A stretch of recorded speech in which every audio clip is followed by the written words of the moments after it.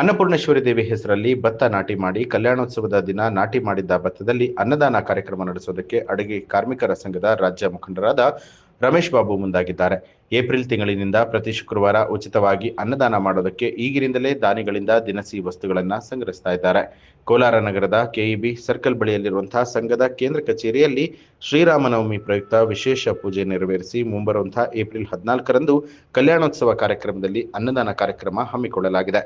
ಈ ಬಗ್ಗೆ ಮಾಹಿತಿ ನೀಡಿದಂತ ಅಡುಗೆ ನೌಕರರ ಸಂಘದ ಮುಖಂಡರಾದ ರಮೇಶ್ ಬಾಬು, ಈ ಬಾರಿ ಅನ್ನಪೂರ್ಣೇಶ್ವರಿ ದೇವಿ ವಿಗ್ರಹ ಮಾಡೋದಕ್ಕೆ ಸಿದ್ಧತೆ ನಡೆಸಿ ಅಂದು ಅನ್ನಪೂರ್ಣೇಶ್ವರಿ ದೇವಿ ಹೆಸರಿನಲ್ಲಿ ಪೂಜೆ ಮಾಡಿ ಭತ್ತ ನಾಟಿ ಮಾಡಿದ್ದೇವೆ.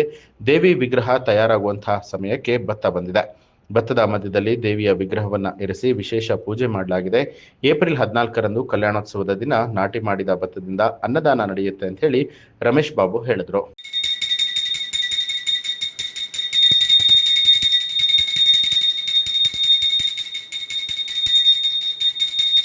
BS ರಮೇಶ್ ಬಾಬು, ಅಡುಗೆ ಕಾರ್ಮಿಕರ ರಾಜ್ಯ ಮುಖಂಡರು.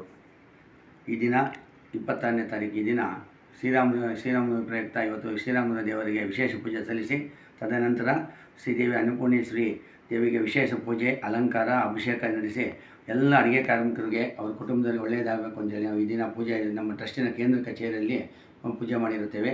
ಮತ್ತು ಇದು ವಿಶೇಷ ಏನಂದರೆ, ನಾವು ಸುಮಾರು ಒಂದು 4 ತಿಂಗಳ ಹಿಂದೆ ನಾವು ಅನ್ನಪೂರ್ಣಿ ವಿಗ್ರಹ ಮಾಡಿಸ್ಬೇಕು ಅಂತೇಳಿ ಆರ್ಡರ್ ಕೊಟ್ಬಿಟ್ಟು ಒಂದು ವಾರ ಆದಮೇಲೆ ಅದನ್ನು ನಾವು ಭತ್ತ ಪೈರು ನಾಟೋಕ್ಕೆ ನಾವು ರೆಡಿ ಮಾಡಿದ್ರಿ.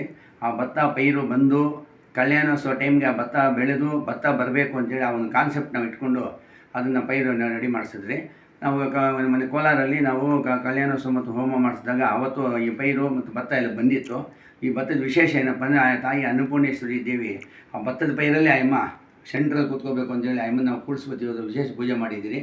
ಈ ಭತ್ತ ನಾವು ತೆಗೆದು ಒಂದು ವಾರ 15 ದಿನ ಅದನ್ನು ಭತ್ತನ ತೆಗೆದು ಆ ಭತ್ತ ತೆಗೆದು ಪ್ಯಾಕೆಟ್ ಮಾಡಿ ಅದನ್ನು ಪೂಜೆ ಮಾಡ್ತೀವಿ. ನಾವು ದೇವರು ಪ್ರತಿ ಶುಕ್ರವಾರ ನಾವು ಆ ಭತ್ತಕ್ಕೆ ಪೂಜೆ ಮಾಡಿ ತದನಂತರ ನಾವು ಅಭಿಷೇಕ ಮಾಡ್ತೀವಿ.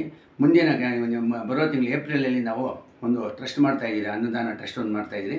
ಆ ಟ್ರಸ್ಟ್ ಆದಮೇಲೆ ನಂತರ ಪ್ರತಿ ಶುಕ್ರವಾರನೂ ಅಭಿಷೇಕ ಮತ್ತು ಉಚಿತ ಅನ್ನದಾನ ಇರುತ್ತದೆ. ಎಲ್ಲ ಅಡುಗೆ ಕಾರ್ಮಿಕರು ಇದನ್ನು ಸಹಕರಿಸಬೇಕು ಮತ್ತು ಎಲ್ಲ ದಾನಿಗಳಿಗೂ ನಮ್ಮ ಅಡುಗೆ ಸಂಘದಿಂದ ಮತ್ತು ಟ್ರಸ್ಟಿನ ಮುಖಾಂತರ ಅನೇಕ ವಂದನೆಗಳು. ನ್ಯೂಸ್ ಅಲರ್ಟ್, ನಿಮ್ಮಿಂದ ನಿಮಗಾಗಿ.